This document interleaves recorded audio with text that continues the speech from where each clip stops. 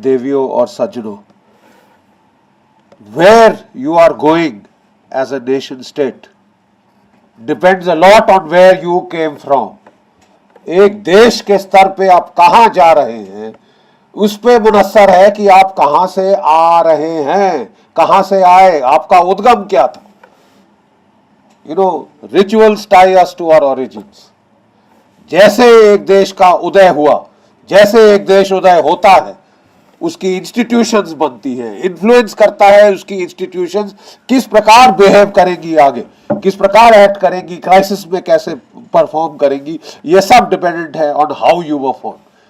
इसलिए जो आज की जो डिबेट एक फिर से उजागर हुई है, एक डिबेट फिर से उजागर हुई है, और वह है हमारा वजूद क्या है, who are we as Indians, और हम कहां से आए हैं, हमको हमारी आजादी कैसे मिली.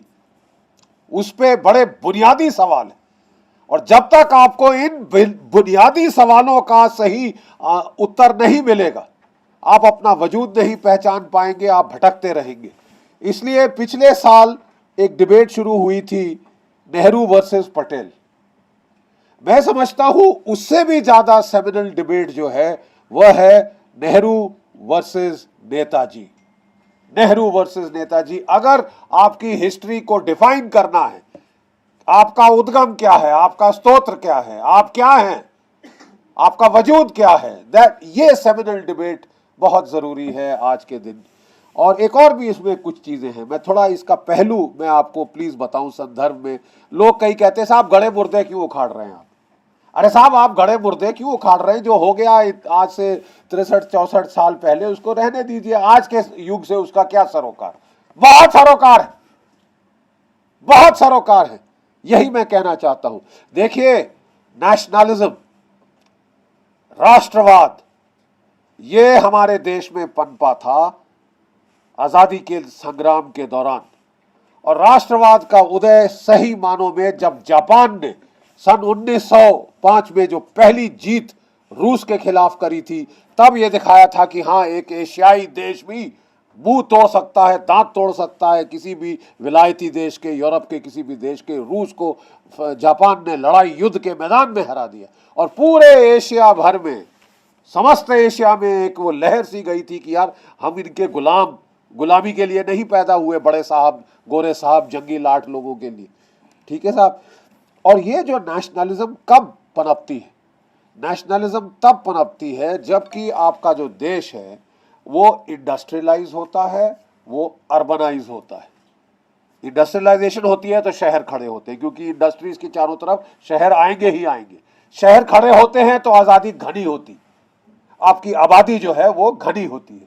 वहां पे सरकारी प्रोपेगेंडा, टेलीविजन का महत्व, रेडियो का महत्व बहुत ज्यादा होता है बनस्पत की शहर में, बनस्पत की गांवों में, जहां पे आपकी आबादी खुले जो स्टाइल के अंदर है.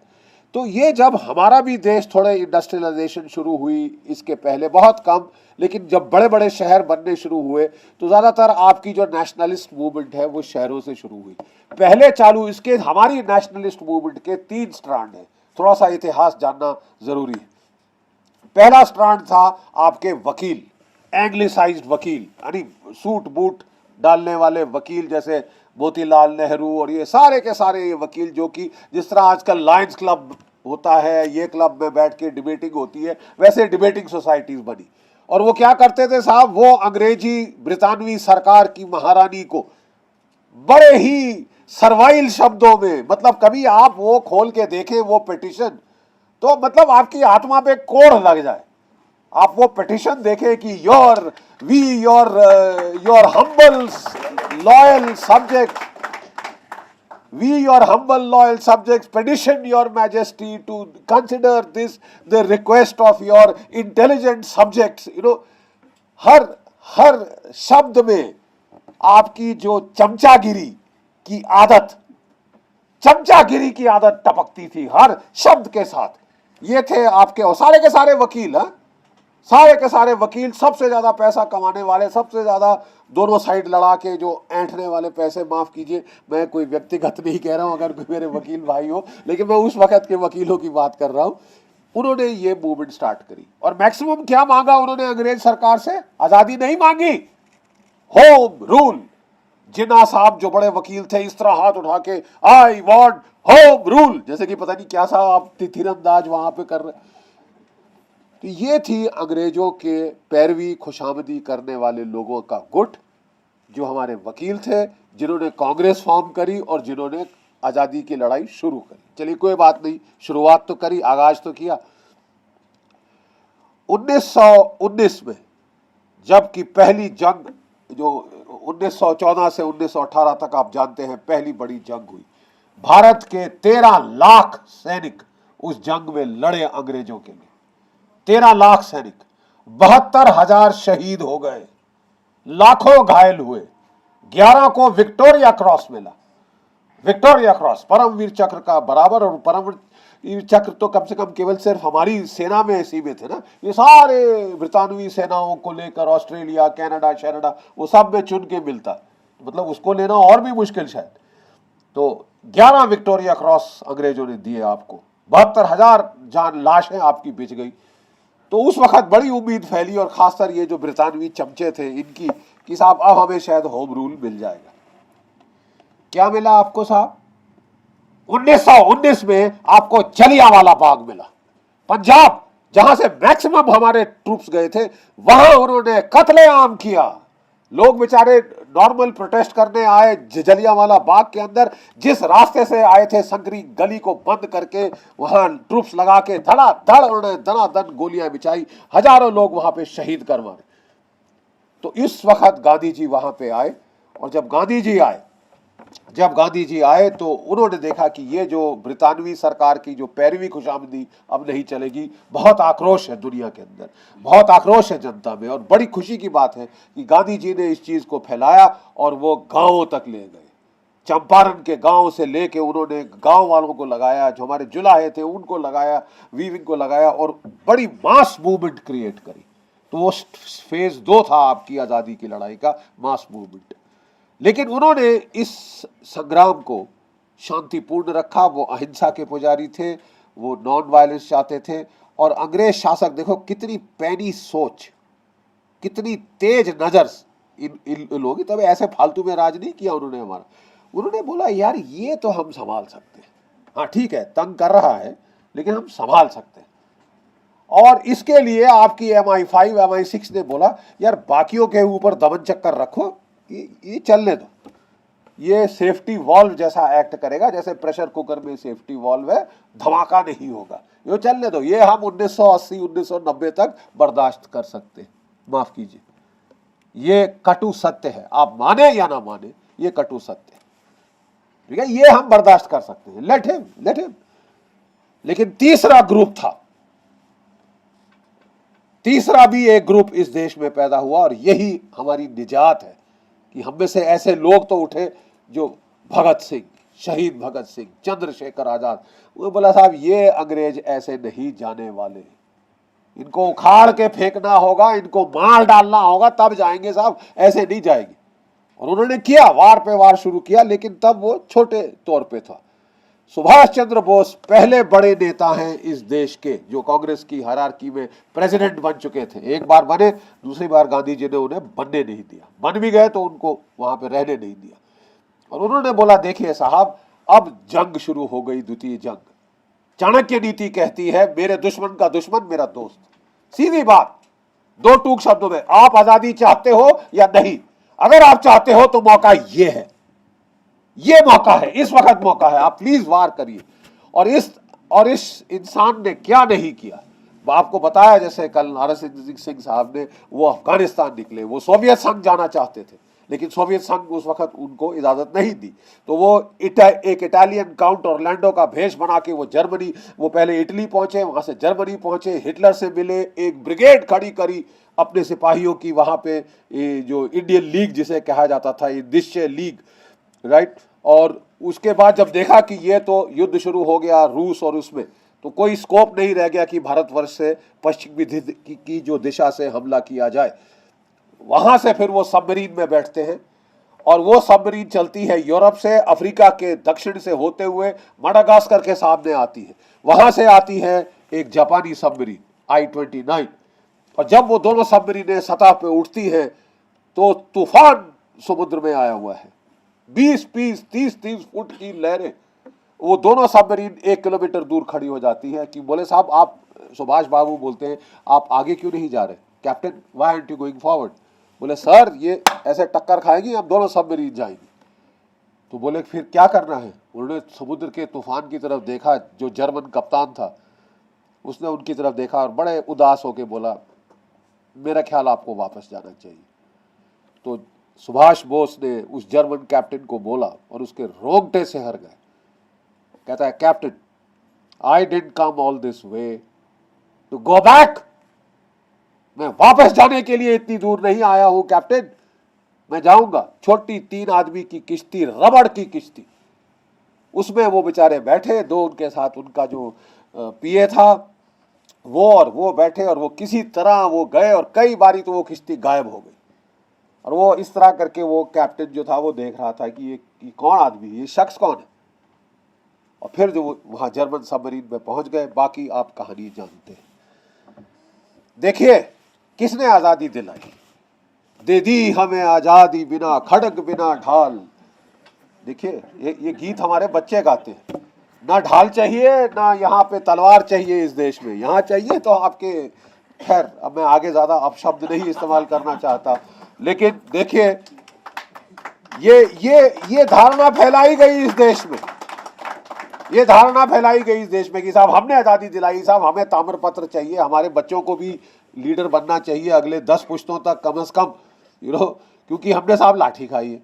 अरे साहब, लाठी तो मेरी भैंस भी खाती। आपने लाठी खाई, बहुत अच्छा है साहब। यहां पे ऐसे भी लोग हैं जिन्होंने गोली खाई है, एक नहीं साहब, 3 तो आपके सामने बैठे हैं। गोलियां चली है सामने, AK-47 की आप आवाज सुने इस तरफ आती हुई तो आप भी याद रखेंगे कई महीनों तक उस आवाज को। तो आपने लाठी खाई साहब, हमने गोली खाई। मैं देखिए कहना यह चाहता हूं कि असली निर्णायक, अगर आप इतिहास में जाना चाहते हैं, किस बंदे ने फैसला लिया कि भारतवर्ष को आजादी दी जाएगी या नहीं, वो बंदा था एक लॉर्ड क्लेमेंट एटली, ब्रिटिश प्राइम मिनिस्टर। और वो 1956 के अंदर भारतवर्ष वापस आया। वो कलकत्ता गए और वो वहां रहे एज गेस्ट जस्टिस PB चक्रवर्ती के। जस्टिस PB चक्रवर्ती का गेस्ट वो वहां पे रहा। चक्रवर्ती साहब ने उससे साफ सवाल किया कि prime minister, in 1942 the Quit India movement had started. By 44 you had crushed it. Actually, जैसे आर सिंह साहब ने बताया, वो तो पहले दिन उन्होंने सारे जो अपने नेता थे दबोच दिए और उन्होंने अंग्रेज ब्रिगेड, ऑस्ट्रेलियन ब्रिगेड यहाँ लाए। तो बोला मारो, फायर करो, कोई करता है वहां पे। बोले साहब, गांधी जी फास्ट पे जा रहे हैं। वहां से चर्चिल ने बोला कि उसको मर जाने दो, let him die, I could care less. ये इस बुरी तरह से दमन चक्र चलाया और खलास हो गई ये जो हमारी 1942 की क्विट इंडिया मूवमेंट। असलियत ये है। तो फिर जस्टिस चक्रवर्ती ने बोला, then why did you leave in such a tearing hurry? 1945 में युद्ध खत्म हुआ और 47 में आप चले गए साहब। जब क्विट इंडिया मूवमेंट ही फेल हो गई तो आपके जाने की वजह? मतलब 3 शब्द, Subhash Chandra Bose, Indian National Army. Subhash Chandra Bose और इंडियन नेशनल आर्मी, ये किसने कहा है साहब? मैं नहीं कह रहा। आप समझे कि ये साहब फौजी है तो किसी फौजी की बात करेगा? नहीं, जिसने आपके आजादी की इंडिपेंडेंस ऑफ इंडिया एक्ट पे दस्तखत किए वो आदमी कह रहा। और फिर उसने बोला, वो वही भी नहीं रुका, आफ्टर ऑल वो भी एक जस्टिस था। कहता है, then what then was Mahatma Gandhi's non-violent movement's contribution to India's independence? आप समझ गए साहब, क्या योगदान था महात्मा गांधी जी की ये जो अहिंसा की जो प्रोग्राम था वो भारत को आजादी दिलाने में। He said, and I quote, अपना जो लॉर्ड क्लेमेंट एटली ने कहा, और मैं उनके हूबहू शब्द आपको सुना रहा हूं। जस्टिस चक्रवर्ती कहते हैं, एटलीज face twisted into a sarcastic smile as he spelt out the word MINIMAL,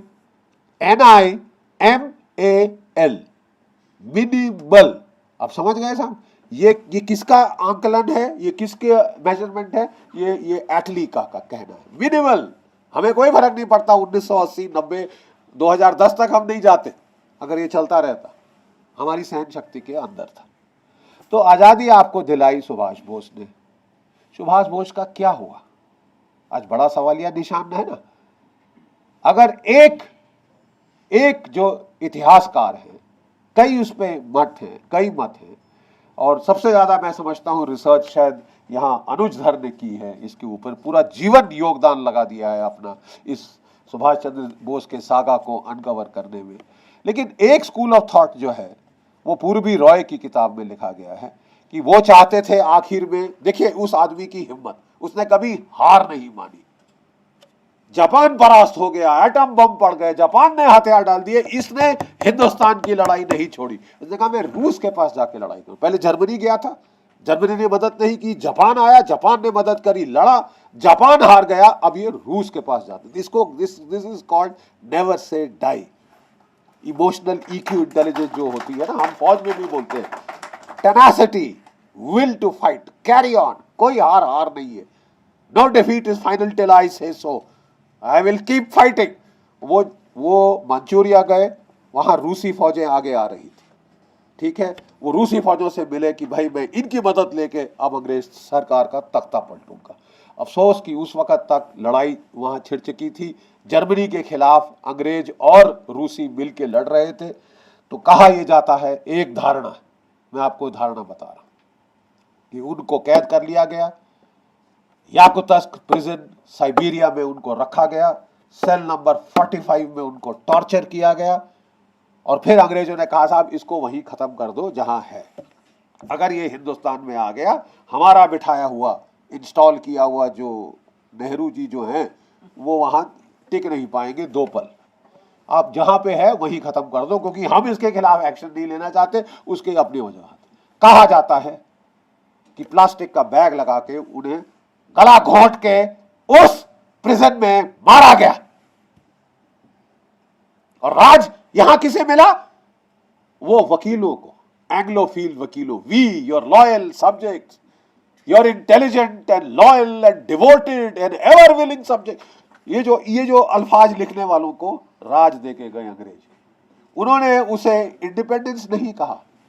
कहीं दिखाइए आप अंग्रेज सरकार की राइटिंग्स में कि भारत को हमने इंडिपेंडेंस दी है। उन्होंने कहा बर्मा को हमने इंडिपेंडेंस दी है, श्रीलंका को हमने इंडिपेंडेंस दी है। यहां ट्रांसफर ऑफ पावर।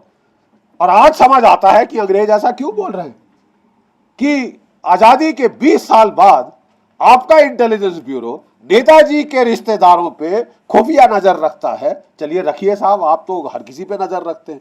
वो बोले टेढ़ी नजर है तो हर किसी पे रहती है, लेकिन आप ये इंटेलिजेंस अंग्रेजों की MI5 के साथ शेयर करने का मतलब, प्लीज आप मुझे बताइए। ये इंटेलिजेंस आपके घर की इंटेलिजेंस है कि हमारे एक भारतीय नागरिक क्या कर रहे हैं, क्या नहीं कर रहे। इसको अंग्रेजों की MI5 से शेयर करने का मतलब, क्या हमें आजादी मिली थी या मजाक? क्या आपको आजादी मिली थी या मजाक? I ask you this. क्या असली कठपुतली के तार लंदन में ही रहे? यह आपके लिए जरूरी है। जब पहला ब्रिटिश जब आजादी मिली, सो कॉल्ड आजादी, मैं कोटेशन मार्क में डाल रहा हूं अब, तो गवर्नर जनरल कौन था? Lord Mountbatten. British army chief sir Robert Lockhart, उसके बाद रॉय बुचर, एयरफोर्स चीफ अंग्रेज, नेवी चीफ अंग्रेज, सारी ताकत तो वहां थी। मुखौटा आपने खड़ा कर दिया, कॉन्स्टिट्यूशन आपने बनाई। ये कहानी मैं फिर कभी, लेकिन मैं इसको संक्षिप्त में कहना चाहता हूं कि आपका जो नैरेटिव ऑफ स्टेट क्रिएट किया गया, उस वक्त जो नैरेटिव ऑफ स्टेट क्रिएट किया, वो ये क्रिएट किया कि साहब हमने आजादी ली है, क्योंकि वो कैसे जस्टिफाई करते, आजादी किस लिए मिली? उस वक्त जब नेताजी की जो सुभाष चंद्र बोस साहब की जो आईएनए के लोग जो अब गिरफ्त में आ गए, 60,000 की फौज खड़ी करी थी, 26,000 शहीद हुए। आप समझते हैं 26,000, ये तकरीबन आधा 50% कैजुअल्टीज कोई सेना लेके दिखा दे और अपने पलटन की यूनिट्स की कोहेजन इंटैक्ट रहती है till the end, the units did not break up. ये अपने आप में बहुत बड़ी चीज है साहब। और 26,000 की शहादत, और आप वाहियात हैं, आप कह रहे हैं कि ये नॉन वायलेंट स्ट्रगल थी। अरे 26,000 लड़के शहीद हो गए यार। आपकी सारी लड़ाइयों में 1947 के बाद 26,000 अभी तक शहीद नहीं हुए। ये भी मैं आपको सुना दूं अगर आपको स्केल समझना है कैजुअल्टीज का। 26,000 आपके वहां पे बंदे शहीद हुए और आप कह रहे हैं कि ये नॉन वायलेंट स्ट्रगल थी। क्योंकि आप झूठ, जो देश सत्यमेव जयते कहता है, उस देश ने एक झूठ के साथ अपना जो है राजपाट शुरू किया, एक झूठ के साथ अपना राजपाट शुरू किया, अपना राजपाट सुरक्षित रखने के लिए, अपने आप को जस्टिफाई करने के लिए एक नैरेटिव ऑफ स्टेट बनाया गया कि साहब भारतवर्ष को आजादी मिली है बिना खड़ग बिना ढाल, कमाल तो हमारा है, हम लोगों ने ये यहां पे जो है बिल्कुल अहिंसा और नॉन वायलेंस से किया है। जब जनरल सर रॉय बुचर, मैं आपको बताता हूं इसका क्यों हम ये गड़े मुर्दे उखाड़ रहे। जब general sir Roy Bucher Nehru ji के पास गया कि सर मैं आपका चीफ ऑफ आर्मी स्टाफ, आप मुझे बताइए सर ये हमने फौज के एक्सपेंशन और मॉडर्नाइजेशन के प्लान बनाए हैं। उन्होंने फाइल उससे ली और वापस उसकी तरफ फेंक दी।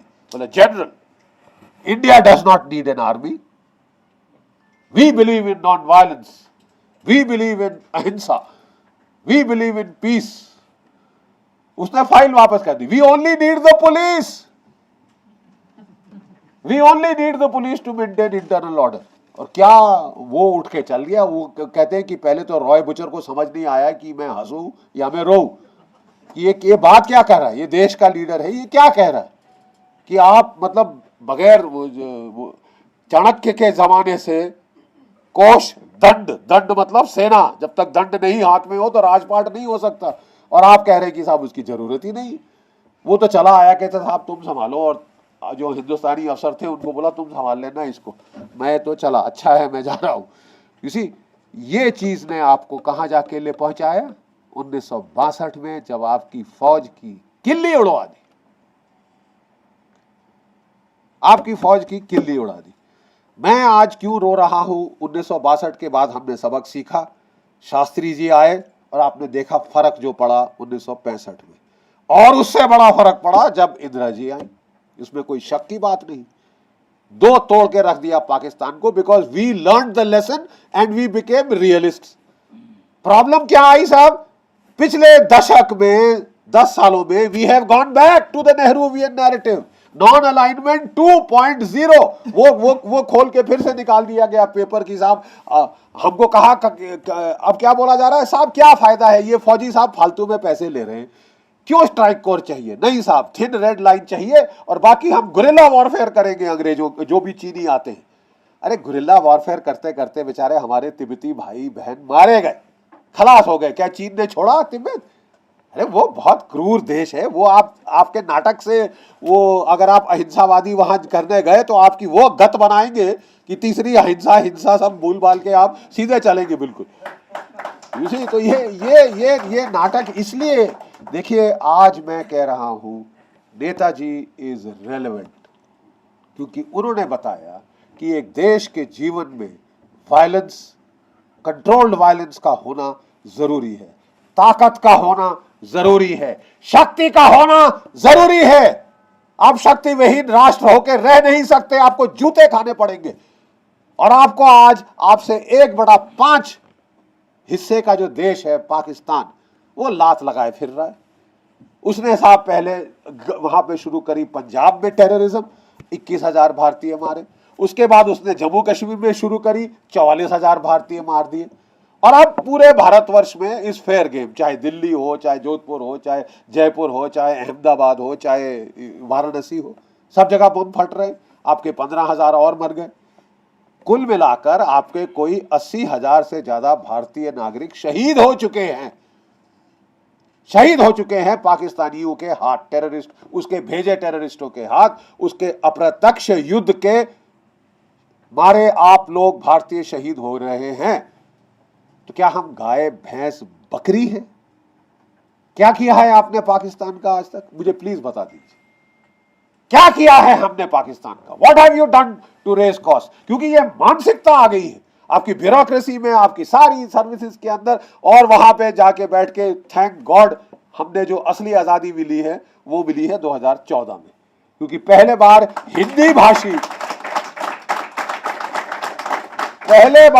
हिंदी बोलने वाले दिल्ली में आके राजगद्दी पकड़े। हिंदी बोलने वाले छोटे गांव से, मुफस्सिल के शहरों से वो लोग आके भारतवर्ष में राज गए। नहीं तो यहाँ पे एक अंग्रेज गए, एक शाही खानदान छोड़ गए, जिसमें केवल श्वेत चमड़ी वाले जो हैं वही राज कर सकते हैं। क्योंकि भारतीय आप तो कुत्ते हो, आप तो जो है आप आपस में लड़ते मरते रहते हो, जातिवाद पे बटे हो, धर्म पे बटे हो, भाषा पे बटे हो। आपको राज करने के लिए पहले अंग्रेज बोलते थे you need a foreign power, you need only a foreign power can give justice. अपनी कॉन्स्टिट्यूशन खोलिए प्लीज, जाके जब वापस जाते हैं आपको प्रतिलिपियां मिल जाएंगी कॉन्स्टिट्यूशन की, जरा प्लीज खोलिए। उसका पहला प्रीएम्बल पढ़िए, we the people of India having solemnly resolved etcetera etcetera to give ourselves. पहली चीज क्या बोली है आपने? Justice. Justice which is a carry over of the colonial concept of imperial justice, कि केवल अंग्रेज शासक ही, ये इतना बटा हुआ देश है, ये इतना आपस में लड़ाई है इसकी जातियों में, जनजातियों में, धर्मों में, कास्टों में, कि इसमें केवल बाहर वाले राज कर सकते हैं और वो ही जस्टिस दे सकते हैं। Imperial justice is the first quality. मैं पूछता हूं why not freedom, liberty, equality, fraternity, ये क्यों नहीं पहले आया? क्यों आपकी कॉन्स्टिट्यूशन में जस्टिस पहली चीज है? क्योंकि इंपीरियल जस्टिस से वो आया। आपने सीधा सीधा जैसे अंग्रेज आपको छोड़ गए, जैसे बना गए वो आप छोड़ गए। अंग्रेजियत नहीं गई आपकी अभी तक, अंग्रेजियत नहीं गई आपकी अभी तक। अंग्रेज चले गए, आपकी दुम में वो एंट छोड़ गए। इसलिए Netaji is important. He was a nationalist, he was a true nationalism. कहते हैं राम से बड़ा राम का नाम। और आज आप ये डिबेट फिर शुरू करें नेताजी की, उसका नाम ही तर जाएगा तुम लोगों को, हम लोगों को। वही नेशनलिज्म जगा सकता है इस देश की, सोती नेशनलिज्म। और मैं आपको बताऊं, मैं डोवल जी के साथ था विवेकानंद इंटरनेशनल फाउंडेशन में आज से 4-5 साल पहले। उन्होंने उस वक्त मुझे बोला, मैं डिप्टी डायरेक्टर था, कि आप सब छोड़ छाड़ के लेख लिखना बंद करिए, आर्टिकल लिखना बंद करिए, किताबें लिखना बंद करिए। कोई नहीं पढ़ता, कोई नहीं पढ़ता, खासकर सरकार में तो बिल्कुल नहीं पढ़ते। तो आप, मैंने कहा फिर सर मेरे लिए आदेश, तो बोले आप जाइए बच्चों से बात करिए। 3-4 साल में लगातार छोटे छोटे शहरों में घूमता रहा हूँ, भीलवाड़ा, अजमेर, चित्तौड़गढ़ वगैरह वगैरह वगैरह, बिहार से लेके अरुणाचल प्रदेश का ईटानगर से लेकर। और मैंने एक एक एक करवट, सोते देश की अंतरात्मा में करवट बदलती देखी है। सन 2009, सन 2010, 11, 12, 13 मोदी वेव के आने के पहले ये करवट बदलनी शुरू हो गई थी। आरएसएस वाले बेचारे और ये कई लोग गली गलूचों के कॉर्नर पे भारत माता की वो तस्वीर, आपको याद है भारत माता की तस्वीर जिसके ऊपर वो शेर पे बैठी हुई है, वो कोने कोने में मैंने देखी। मेरे को बड़ी हैरत हुई। मैंने जाके डोवल साहब को बोला कि sir, there is a second rise of nationalism जो इस देश में आज हो रहा है, और उस नेशनलिज्म को बढ़ावा देने के लिए the greatest icon is Subhash Chandra Bose. आज हम उसका स्मरण करेंगे, आज हम उसके जीवन के बारे में जानने की कोशिश करेंगे, क्या हुआ क्या नहीं हुआ। In itself it will raise our consciousness, in itself it will raise the national consciousness and get nationalism back। और उसकी सबसे ज्यादा जरूरत है। अंग्रेज गए, लेकिन आपको ऐसे बांट के गए। याद रखें 1857 में जब पहला गदर हुआ था तो अंग्रेजों ने कहा इस देश को ऐसा बांटो कि ये फिर इकट्ठा होकर बगावत ना कर सके। और उन्होंने 1872 में पहला कास्ट सेंसस शुरू किया। क्या आप जानते हैं, आप कास्ट का बड़ा, हम गर्व से अपना कास्ट बोलते हैं। आज अंग्रेजों ने ये इसको बढ़ाना, इसको तूल दी, बढ़ावा दिया, ताकि आप लड़के मरते रहो आपस में। हर गैजेटियर, हर डिस्ट्रिक्ट गैजेटियर में आपका कास्ट पूछा जाने लगा, लिस्ट बनने लगी। पहले कास्ट पे बांटा, फिर देखा ये काफी नहीं है, सेपरेट रिलीजियस इलेक्टोरेट्स दिए। पहले मुसलमान भाइयों को, आज पाकिस्तान बन गया, फिर हमारे सिख भाइयों को दिए, और उसका फिर हमारा गदर हमको सहना पड़ा। उसके बाद जबकि 1980 की दशक में गदर हुआ पंजाब में ईसाई भाइयों को, तो वहां नॉर्थ ईस्ट में गदर शुरू हो गया। मतलब वो जाने के बाद भी गदर की दरार, गदर का बीज छोड़ के गए थे, बो के गए थे। रोने की बात यह है कि हमारे अपने नेताओं ने कास्ट को उछाला है। आप जानते हैं जिस तरह से कास्ट को उछाला गया, मंडल आयोग को लाया गया, ये लाया गया। आज सब लोग, आज गुज्जर हैं, मीना हैं, फलाने हैं, डिमकाने हैं, बख्शी हैं, यादव हैं, ये हैं, अहीर हैं, कुर्बी हैं। भारतीय कौन है? आप में से भारतीय कौन है? इसी हम लोग ये कास्ट, वो कास्ट, ये धर्म, वो धर्म। सुभाष चंद्र बोस की इंडियन नेशनल आर्मी में आपका ना कोई धर्म पूछता था, ना कोई जात। You are an Indian first and foremost. और वही भारतीय सेना में भी वही चीज आई। भारतीय सेना में भी आजाद हिंद फौज का ही नारा आया है, जय हिंद। जय हिंद का नारा किसने दिया हमको? इस शख्स ने दिया, नेताजी ने दिया। और इसलिए भाइयों और बहनों, मैं आपसे कह रहा हूं, हम केवल आज एक शर्लॉक होम्स की डिटेक्टिव स्टोरी पे नहीं है कि नेताजी को क्या हुआ। कौतूहल है, लेकिन केवल कौतूहल के लिए हम ये मांग नहीं कर रहे। हम अपना वजूद पहचानने के लिए ये मांग कर रहे हैं। और ये खोज में आप अपने आप को खोजेंगे। You will find your self in this search. You will find yourself in this search. You need to find yourself in this search. Where you are going depends on where you came from. And you came from, you got your freedom because of one man and his army. Netaji Subhash Chandra Bose. क्या ऐसे आदमी को torture करके मारा गया? तो क्या हक था उन लोगों? और क्या नेहरू सरकार को यह पता था कि वो फॉरेन प्रिजन में है और वो टॉर्चर हो रहे हैं? और अगर पता था तो उन्होंने क्यों कुछ नहीं किया? किसने राज किया हमारे ऊपर? किसने राज किया हमारे ऊपर? क्या आप वाकई में आजाद हुए? अंग्रेजों ने उसे आजादी क्यों नहीं बोला? Why was the Union Jack not brought down जबकि तिरंगा झंडा ऊपर फहराया जा रहा था? क्योंकि इसके पीछे वो राज है। और वो राज जब आप झांकेंगे उसमें, आप अपनी अपनी सूरत देखेंगे कि हम कौन हैं, हम कितना सह सकते हैं। Who are we as Indians? I think ये वजूद पहचानना जरूरी है। इसलिए ये जो एक छोटी सी क्रांति जो कौतूहल से शुरू हुई है, ये आपको अपना वजूद दिखाएगी। प्लीज इसमें हिस्सा लीजिए। You need to reinvent yourself, you need to reinvent your nationalism. और वो उसके लिए जो आइकन आपका है, आप उसको पकड़ लें। आप बहुत कुछ अपने बारे में जानेंगे कि वाकई में इस देश में ऐसे भी हिंदुस्तानी थे जिन्होंने आखिरी कतरा खून का अपना दिया, चाहे यातना सहनी पड़ी, चाहे torture, but he did what he had to do. He died serving this country. और वो अगर हम में चेतना आ जाए, वी हैव क्रॉस्ड, हम पार हो गए, सागर तर गए, भवसागर तर गए। ये एक collective search for our collective identity है। प्लीज इसको गड़े मुर्दे उखाड़ने की एक्सरसाइज तक मत सीमित करिए। अपना इतिहास रीराइट करने की ये एक मुहिम है which concerns us all, and I would request you all to please join, please spread this message so that we can go further. I will now request my very dear colleague Anuj Dhar. इससे ज्यादा मैंने इसको विवेकानंद में देखा था पहले, इस चीज पे, सब्जेक्ट पे काम करते, जिस मेहनत लगन से as a one man army, at what great personal cost this man has fought. I think he deserves a very patient hearing. Thank you so much.